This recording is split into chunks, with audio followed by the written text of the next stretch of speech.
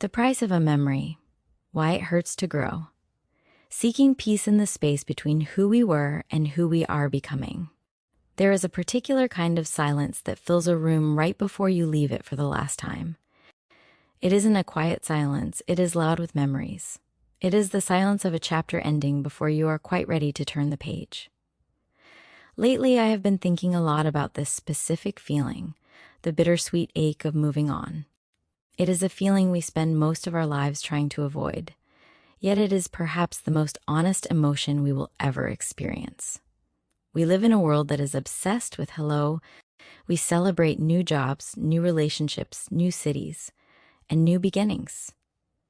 We post about the start of the journey because the start is full of promise and lacks pain. But we rarely talk about the goodbye. We rarely discuss the heavy, confusing feeling of walking away from something that was once good for us, simply because it no longer fits who we are. This transition, the space between holding on and letting go, is where life actually happens. I used to believe that if something ended, it meant something had gone wrong. I thought that if a friendship faded, or if I left a job, or if I moved out of a home I loved, it was a sign of failure. I thought success meant permanence.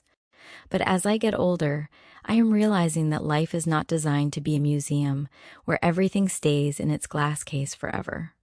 Life is more like a river. It flows, it changes shape, and sometimes it leaves things behind on the shore. This is where the bittersweet feeling comes in.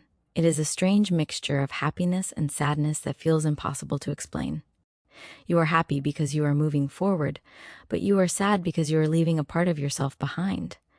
Think about the last time you made a big change. Maybe it was leaving a college town, or saying goodbye to a colleague who became a close friend. In that moment, your heart feels like it is splitting in two.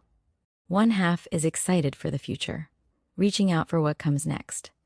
The other half is grieving the past, clutching onto the comfort of what you know. For a long time, I tried to numb that grief. I tried to rush through the transition so I wouldn't have to feel the sting of the ending. But in doing so, I missed the point entirely. The pain of a goodbye is actually a receipt. It is proof that you invested something real into that time of your life. It is evidence that you cared, that you connected, and that you allowed yourself to be vulnerable. If the experience meant nothing to you, walking away would be easy. You wouldn't look back. The fact that it hurts is a good thing. It means you are walking away with your pockets full of memories, even if your hands are empty. In our rush to slow living and finding peace, we sometimes mistake detachment for numbness.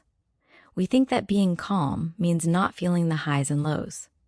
But true slow living isn't about turning off your emotions. It is about slowing down enough to actually process them. It is about sitting in that empty room, looking at the bare walls, and allowing yourself to cry because you love the life you live there. It is about acknowledging that it is okay to miss things. We are all just a collection of the people we have met and the places we have been, aren't we? We carry little pieces of them with us everywhere we go. The humor of an old friend, the lessons from a difficult job, the peace of a quiet home, these things become part of our DNA. When we move on, we aren't losing them. We are simply integrating them.